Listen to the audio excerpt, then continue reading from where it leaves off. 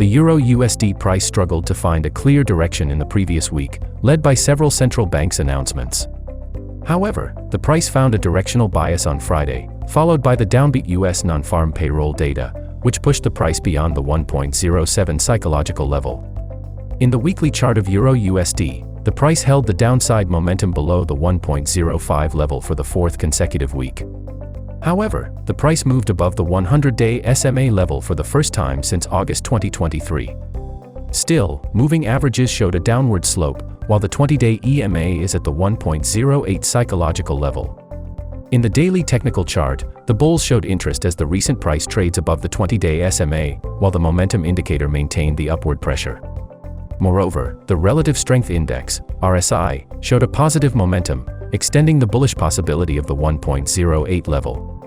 On the bearish side, the 1.06 level would work as an immediate support level above the 1.05 level. However, a bullish recovery with a stable market above the 1.07 level could increase the possibility of reaching the 1.08 level.